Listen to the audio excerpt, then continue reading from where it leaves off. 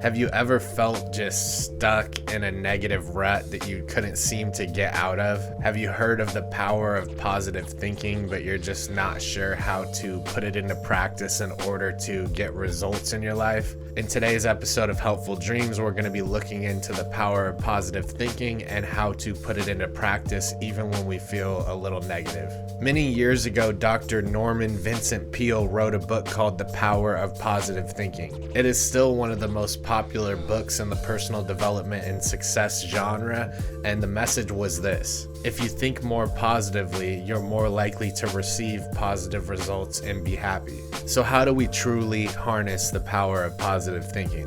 There was a popular study conducted at the University of Pennsylvania funded by some of America's largest corporations. It interviewed over 350,000 people like you and me over a 22-year period, asking them numerous questions about their lives, attitudes, and so on. One of the primary questions in this study was, what do you think about most of the time? Through asking this question and questions related to this subject, they were able to conduct a series of experiments. Graduate students in psychology and sociology would contact these people on a weekly basis at a random time and ask them what it is they were thinking about at that moment. They would jot down the results that they received, and then the following week they would follow up with another call at a random time asking them what they were thinking about at that moment. The participants were then divided into sections of 10 percentiles.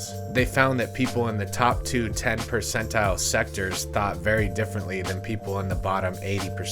Can you guess what the top 10% thought about most? The answer is astonishingly simple. They spend a majority of their time thinking about what they want and how to get it. They are consistently considering their desires and thinking about how to align their actions in a way that brings their desires to fruition. They know that success is a numbers game, so continuously they think about how many people they need to contact, how many proposals they need to prepare, how many books they need to read, and so on.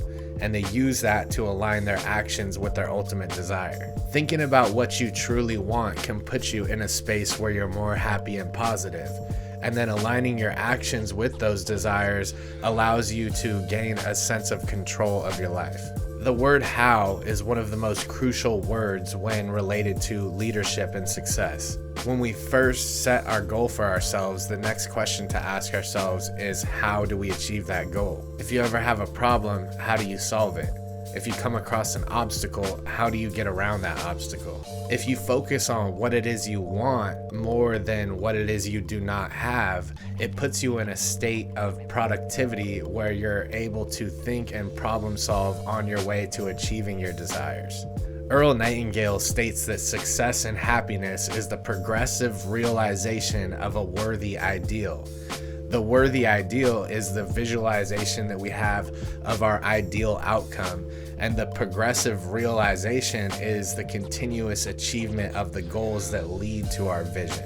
The more we feel ourselves progressing hour by hour and day by day and week by week, the more we fill ourselves with hope of the future and also confidence that we're working towards it and we're achieving those small goals that add up to our ultimate desire and vision. Do you know what the majority of unsuccessful people think about? They think about things that irritate them, sadden them, or think about past things that they cannot change. They also look for external sources to blame their shortcomings on. If you come across people that complain about things they can't change, or they blame external sources for their own downfall, it's most likely that these people are going to have a very limited future. If we find ourselves in a negative state like this, it's up to us to take the wheel, just like grabbing the steering wheel of a vehicle, and steer ourselves towards a more positive outlook. And to do this, we can start by focusing on what it is we want, what is our ideal situation, and then begin to develop steps we can take in order to move towards that. This will put us in a positive state and help us out throughout the day. Thank you guys for stopping by. I want you to check out this video on productivity next.